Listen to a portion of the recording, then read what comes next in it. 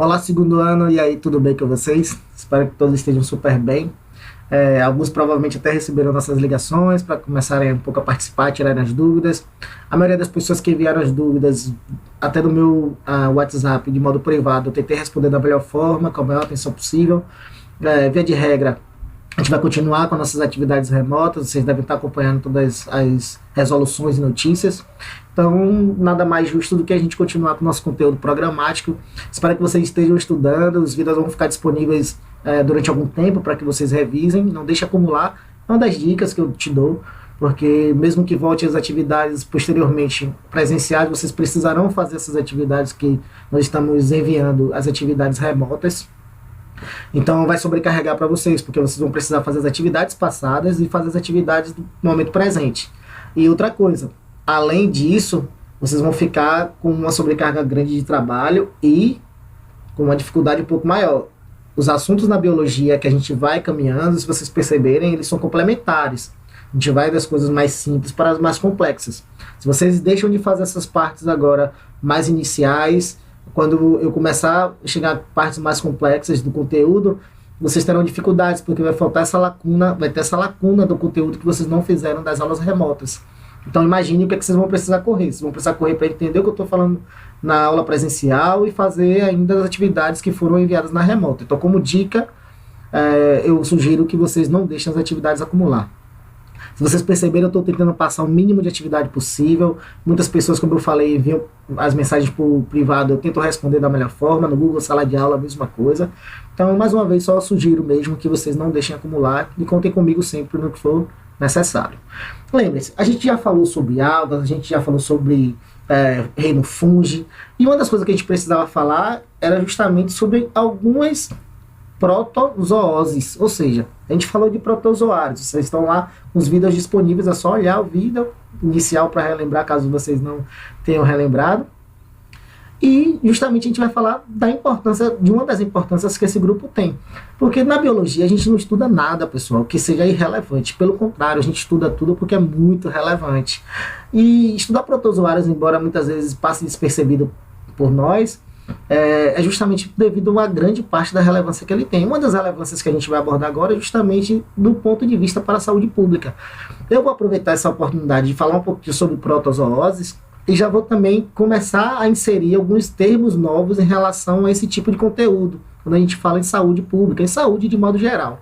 Perceberam o quanto é importante vocês não deixarem acumular? Porque depois, quando eu começar a falar um pouco mais de coisas complexas do campo da saúde na biologia, porque é assunto do nosso segundo ano, vocês vão perceber que vocês vão ter dificuldades, porque muitas vezes não perceberam os termos, e isso vai dificultar o andamento da turma. Beleza? Então vamos seguir. O que é que a gente vai falar hoje? De protozooses. Então percebam, se eu falei que existe lá, por exemplo, um reino protista, onde tem protozoários, e as protozooses são importantes quando eu associei claramente a reino protista e protozoários, você já tem que ter, no mínimo, né, um insight, ou seja, uma percepção. Por quê? Porque eu vou falar justamente de doenças causadas por protozoários. Como é o nome dessas doenças que são causadas por protozoários? Protozooses. Então, quando você estiver lendo um livro, um jornal, ou algo do gênero, passar na televisão, esse termo você claramente vai dizer, poxa, na aula de biologia, na aula remota, o professor começou a introdução desse assunto e a gente já sabe claramente que são doenças causadas por protozoários. Lembra que eu falei com vocês agora que a gente vai começar a perceber claramente alguns termos novos? Então eu já vou começar inserindo um dos termos agora. Os organismos que causam, por exemplo, alguma doença, a gente vai começar a perceber que quando a gente for ler, estudar, muitas vezes não vai estar lá, o organismo que causa a doença, ou no jornal, o agente etiológico da dengue. Então vocês já vão perceber claramente que é o quê? É o organismo que causa a doença. Nesse caso aqui, a gente está falando que esse organismo, a gente está falando de protozooses, então são protozoários, né, do reino protista, que causam determinadas doenças. Beleza? Então a gente já sabe que é o agente etiológico, o organismo que causa, por exemplo, a doença. E aí eu botei um exemplo aqui, por quê? Porque pode ser, nesse caso, um agente etiológico que parasite determinado indivíduo. Perceberam claramente? Então, via de regra, essa relação ela é negativa e vai causar um resultado negativo para o hospedeiro ou para o reservatório. Geralmente para o hospedeiro, né? Sempre gera algum tipo de resposta negativa. A gente vai falando claramente com o passar das aulas. Como eu falei em parasitas, lembra que eu falei sobre alguns termos, e isso vai ser importante porque vocês vão perceber claramente, quando a gente falar de protozooses, você vai ter hospedeiros intermediários, hospedeiros definitivos, então é importante que vocês entendam. Existem parasitas, que aí eu já falei nesse caso, especificamente, a gente está falando dos protozoários, que possuem apenas um hospedeiro. Quando ele possui somente um hospedeiro durante o ciclo de vida todo, esses parasitas são considerados monoxênicos ou monocênicos. Depende de como você fala o X, certo? Monocênicos, xênicos. Se você falar as duas formas, está correto. Depende, como eu falei, da forma que você vai dizer o X, o X, o X. Se você tem parasitas que possuem mais de um hospedeiro nesse ciclo de vida, aí tem vários, certo? A gente vai falar, como disse, no posterior da aula. Então a gente tem parasitas heterocênicos. Dá pra gente entender, né? E a gente pode, lembra que na biologia o termo, a palavra facilita que a gente compreenda muitas vezes o significado desse termo. Então lembre-se, na biologia tudo que a gente faz, ou grande parte do que a gente quer fazer é organizar, é classificar, para facilitar a nossa compreensão. Por que eu estou dizendo que tem alguns que são monocênicos e outros que são heterocênicos? Porque isso vai ser importante para entender, inclusive, como é que funciona todo o ciclo dessa doença. Eu posso, por exemplo, criar alternativas para resolver problemas importantes baseado no ciclo de vida desse tipo de indivíduo, desse tipo de organismo. E aí você pode me perguntar o seguinte, mas professor, isso é difícil de entender? Não. Se eu começar a pensar que cênicos de cena, né, de algo que está sendo vivenciado, e eu digo que algo é mono, geralmente eu penso mono é o quê? Consequentemente, eu já sei claramente que esse indivíduo só tem um hospedeiro durante o ciclo de vida. E quando eu penso em hétero, quando eu penso, tal pessoa é heterossexual, não é que se relaciona com o sexo oposto, não é diferente. Então, consequentemente, eu já percebi, olha, se é heterocênicos tem dois ciclos diferentes, tem ciclos, né? Dentro do ciclo tem momentos diferentes. E cena não é um momento que eu te falei. Então você percebe claramente que tem parasitas que tem um hospedeiro só, monocênicos, durante todo o ciclo da vida. E tem indivíduos que são heterocênicos, que tem mais de um hospedeiro durante o ciclo de vida. Por que isso é importante, professor? Porque a gente pode criar alternativas, por exemplo, de controle de determinada protozoose, baseado simplesmente no nosso conhecimento sobre o ciclo de vida desses organismos. Perfeito? Então vamos seguindo. Lembrem-se, qualquer tipo de dúvida é só enviar para o nosso WhatsApp, a gente discute lá. Lembrem-se de preferência para o WhatsApp da nossa turma, porque eu respondo uma dúvida e já respondo para vários estudantes juntos. Beleza? Então vamos seguindo. Uma outra coisa que a gente vai ter que falar quando a gente diz sobre protozooses é a gente entender os conceitos de reservatório, hospedeiro definitivo e hospedeiro intermediário. O reservatório é um ser vivo ou um substrato. Vamos pensar no substrato? Substrato pode ser o solo, onde tem muita matéria orgânica decomposta e aqueles indivíduos, aqueles protozoários vivem ali. E eles podem viver e se reproduzir. Então, até chegar no hospedeiro, eles ficam ali, naquele local, por exemplo, naquela área onde tem aquela matéria decomposta, e eles ficam se reproduzindo e ficam vivendo, né, naturalmente ali. Ali é o quê? Um reservatório. Pode ser um indivíduo, pode ser um organismo? Pode também. Quando ele chega no hospedeiro intermediário, é onde ele já apresenta um estágio larval, certo? Ou se reproduz, mas ele se reproduz de modo assexuado. Perceberam agora? Tem diferença. Então, note, reservatório pode ser organismo ou substrato onde aqueles indivíduos ficam vivendo e muitas vezes se reproduzindo. Beleza? Pode ser reservatório? Pode ser um hospedeiro. Aí você tem duas formas importantes. Um é o seguinte, o estado de desenvolvimento desse tipo de organismo, que agora a gente já sabe que é um agente etiológico se causar doença. Então, se for intermediário, o parasita está em estado o quê? Ainda de larva, o estado larval. Não é totalmente maduro ainda. Pode se reproduzir? Pode. Mas é sexuadamente? Não, é assexuadamente. Se a gente fala que é assexuada, não tem, por exemplo, mistura de material genético.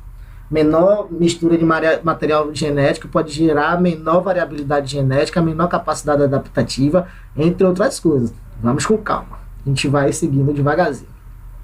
E você tem um hospedeiro definitivo. Aí, nesse caso, você já percebe claramente que esse parasita já está em uma fase de maturidade. E a reprodução, nesse caso aqui, é sexuada. E tudo isso que a gente falou agora também pode se aplicar de modo inverso. Então, se é sexuada, tem mistura de material, não é isso, pessoal? Genético, consequentemente, deve favorecer a variabilidade genética, capacidade adaptativa ao longo do tempo. Beleza? Então, vamos seguindo. Aqui tem alguns exemplos para que a gente visualize. A gente muitas vezes fala, pô, professor, me dê um exemplo aí de um protozoário que eu não estou vendo na minha cabeça, um que cause doença. Pronto. Você tem aqui, por exemplo, a Giardia intestinalis. E perceba mais uma vez, o nome já pode te ajudar a entender, né? Você acha que esse parasito aí, esse protozoário, ele é... Primeiro a gente tem que pensar, né? Isso aqui serve para quê, pessoal? Isso aqui que tá tipo uns fiozinhos para locomoção. Serve para locomoção porque eles são o quê? Flagelos. Se são flagelos, são o quê? Indivíduos flagelados. Se eu digo que é uma Giardia intestinalis, consequentemente, do ponto de vista biológico e na dica que eu já dei para vocês, que muitas vezes o termo já te traz muita informação. Se eu colocar numa prova, a Giardia intestinalis é um protozoário flagelado causador de doença no coração. Poxa, pessoal, é só olhar o nome, né? Não é isso? É intestinalis. Se é intestinalis, você lembra o que na sua cabeça automaticamente? Intestino, né? Então, esses protozoários, por exemplo, geram sangramentos, geram lesões na mucosa intestinal. Viu? Isso aí facilita bastante. Então, se a gente falar que é tricomonas vaginalis, a gente já sabe mais ou menos, baseado somente no nome. Tá, todos vão ser fáceis assim da gente identificar? Não. Mas a gente tem, por exemplo, Trisonoma brucei gambiense, que gera a doença do quê? Do sono. Aqui não é tão comum no Brasil, mas tem lugares que existe infestação desse tipo de protozoário e que causa impacto importante, por exemplo, do ponto de vista econômico. Vamos imaginar juntos? Imagine que você tem uma população de jovens e grande parte desses jovens estão, por exemplo, infestados com protozoários flagelados, causadores da doença do sono. Causadores da doença do sono, você acha que vai causar o quê? Sono, né, pessoal? Se causa sono, causa desânimo e dificuldade, por exemplo, para laborar. O que é laborar? Trabalhar. Consequentemente, você pode ter uma população nova, que deveria ser economicamente ativa, economicamente produtiva, mas que está gerando um impacto simplesmente por um protozoário que está infestando aquela população, gerando um impacto importante do ponto de vista da saúde pública e do ponto de vista econômico. Claro que esses casos são hipotéticos, mas é importante que a gente também pense desse modo. Perceberam o quanto é importante? E você tem Leishmania. Aqui a Leishmania SP, claro, por que SP? Porque são várias espécies, tá, pessoal, dentro desse gênero. Então, aqui causa leishmaniose. Você tem leishmaniose cutânea. Se eu digo que é cutânea, pessoal, vai estar onde? Na minha cutis, na minha pele. Vai gerar úlceras, lesões. Úlceras são lesões, feridas. Mas pode ser que esses indivíduos gerem uma leishmaniose visceral. Quando eu digo que é a víscera de um animal, a víscera de um ser humano, é o quê? Órgãos internos, né? Então você já percebe claramente que esse protozoário pode gerar doenças gravíssimas, e inclusive são doenças endêmicas, ou seja, acontece em grande parte do Brasil durante todo o ano. Não precisa se desesperar, o governo, o Ministério da Saúde sempre tenta controlar esse tipo de doença, para que não haja maiores problemas. Beleza? Então vamos seguindo. Termos importantes ainda.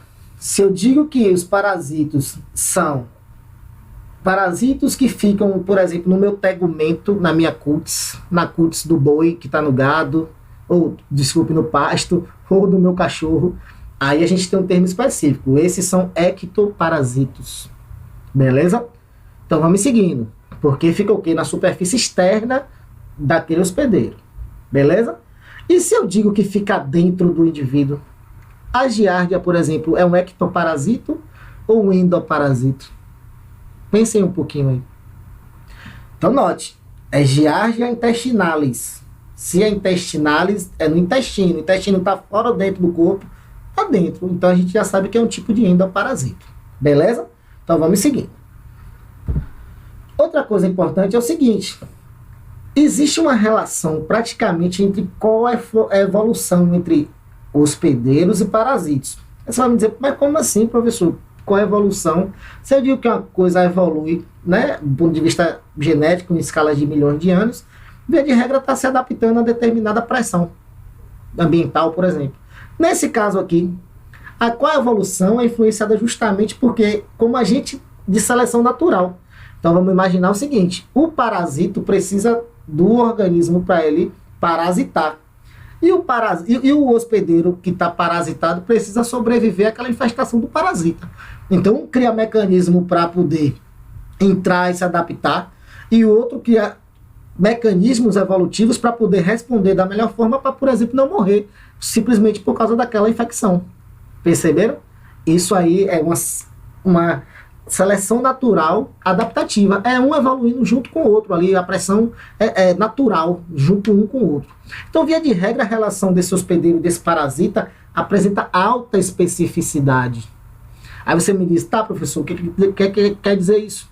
Então, perceba, o parasita geralmente age sobre um hospedeiro específico. Perceberam? E o parasita, por sua vez, tende a parasitar órgãos bem definidos. Vamos pensar junto mais uma vez? Você pode me dizer assim, pô, professor, mas aí você tem vários protozoários que estão parasitando, por exemplo, o ser humano ao mesmo tempo que alguém que eu conheço foi fazer o exame, ele está com giardia intestinalis e está com outro problema de leishmania. Mas como é que ele pode ter os dois? Porque vocês aprenderam claramente aqui agora que simplesmente devido à coevolução e influência da seleção natural, né, desses indivíduos, e que seria uma situação bem ruim, porque o cara tem dois problemas seríssimos aí. Mas, por exemplo, um vai para o intestino e o outro vai, por exemplo, para a pele ou para outras vísceras. Perceberam agora? Por isso é tão importante a gente estudar não só as protozooses, mas também entender como é que funciona. Por isso que eu achei que esses termos eram fundamentais para a gente desenvolver nossa conversa. Então percebam, geralmente o parasita, ele apresenta estruturas e comportamentos importantes, ou seja, evolutivamente adequados para parasitar. Então, por exemplo, para instalação no hospedeiro. Perceberam claramente? Então, como eles, via de regra, estão sempre exercendo pressão de seleção natural um contra o outro, e eles estão se adaptando do ponto de vista evolutivo, milhares de anos, geralmente o parasita ele já consegue se desenvolver de um modo que ele possa, por exemplo, apresentar estruturas e comportamentos para instalação naquele hospedeiro de modo específico. Beleza até aí? Então vamos seguindo. Outra coisa, se eu estou dizendo que eles criam, por exemplo, comportamentos específicos para adentrar ou para permanecer naqueles indivíduos, aí você vai me pensar, não, professor, mas por exemplo, como é que esses parasitas entram? Tem várias formas. Você pode ter, por exemplo, a penetração ativa, quando o parasita entra no hospedeiro por recursos próprios. Então vamos imaginar o seguinte: tem lá um protozoário que está na lama, certo? Isso é hipotético, tá, pessoal? Somente para ilustrar. E aí, via de regra, a gente vai lá descalço todo dia, a gente não se cuida, passa lá, pisa naquele lugar. Pisa naquele local, o protozoário está ali pensando, não é pensando não, é modo de dizer também, tá? Do ponto de vista evolutivo, ele está tentando se adaptar àquela possibilidade de parasitar você. E ele que vai, em algum momento, né, dependendo da situação, o processo seletivo, criar ferramentas para conseguir isso. Então ele pode simplesmente conseguir fazer movimentos importantes para penetrar em alguma fissura na sua pele, em algum machucado, em alguma unha que está ali lesionada. Perceberam? Isso é ativo. Ele está tentando, literalmente, por recursos próprios, adentrar o hospedeiro. E tem a passiva. Vamos dar um exemplo? Lembra que eu te falei da leishmaniose, que pode ser cutânea ou visceral? Então, aquele protozoário ali, ele precisa de um vetor. E o que é o vetor, pessoal? Geralmente é o agente biológico que transporta o parasita até o hospedeiro. Então, vamos imaginar. Ele vai lá, o mosquitinho pica alguém que está infectado, ele fica infectado, não fica doente, mas ele aí agora é vetor, ou seja, ele agora pode transportar aquele parasita que estava em um indivíduo para outro indivíduo. Então, quando ele faz... quando ele vai lá e pica outro indivíduo, na saliva muitas vezes, sai aquele protozoário que agora infecta o indivíduo do novo indivíduo. Perceberam? Então, perfeito. O plasmódio, por exemplo, que é o causador da malária, é dessa forma. O anófeles, que é um mosquito, é que faz esse tipo de ação para que ele consiga infectar outros indivíduos. Perfeito? Então, vamos seguindo. E você percebe claramente que essa infecção, geralmente é justamente através da pele, que é a parte é o nosso órgão mais exposto. Pela mucosa. O que é uma mucosa, pessoal? É um tecido de revestimento, na via de regra, da nossa estrutura corporal, estrutura interna, tá? Ou por via oral. Via oral é uma das mais conhecidas, uma das mais comuns, porque vocês estão percebendo agora com a nossa realidade que os hábitos de higiene da população mundial, via de regra, são negligenciados, ou seja, muitas pessoas não dão tanta importância.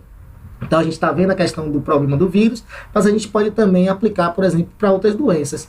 Vou dar outro exemplo, que não tem uma relação direta com protozoários, mas também é infecção por via oral. Enterobactérias, bactérias que, né, atacam o nosso intestino, verminoses, geralmente é por má higiene não adequada, higiene não adequada. Perceberam? Por isso é sempre importante os hábitos de higiene da população, consequentemente de todos nós. Beleza? Vamos ler agora um pouquinho, pessoal. Falei bastante. Agora é hora de vocês, tá certo? Espero que... Eu estou tentando, como eu falei, não sobrecarregar. Eu sei que você tem outras disciplinas, mas eu também preciso acompanhar como é que está o andamento de vocês nessas atividades. Então, assim, eu fico feliz que tem muitas pessoas que ainda faltam participar, mas as que estão participando, via de regra, estão aprendendo bastante, estão respondendo com uma qualidade muito boa. Então, eu fico muito contente. A gente está tentando alcançar da melhor forma. Vocês podem fazer sugestões e também críticas lá no nosso grupo ou de forma privada, como vocês preferirem. Então agora a vez de vocês realizar a leitura da página 58. Então quando vocês abrem o livro lá, você tem um campo que se chama notícia, né? E você vai responder. Se eu não me engano, essas questões são verdadeiro e falso. E o livro é o nosso livro didático lá do SADOF, que a gente optou por utilizar. Beleza? Então não tem desculpa, o vídeo é somente um complemento. De preferência, leiam também um pouco sobre esse material. E aí depois a gente vai continuar com nossas atividades, tá bom? E vocês precisam enviar as respostas de preferência pelo Google Sala de Aula, porque lá vocês ficam com a pasta de vocês organizados e fica muito mais fácil para a gente acompanhar, beleza? Então, dito isso, queria agradecer mais uma vez a presença de vocês aí, a visualização de vocês, e fico disponível para o que eu puder ajudar, beleza? Então, tchau, abraços.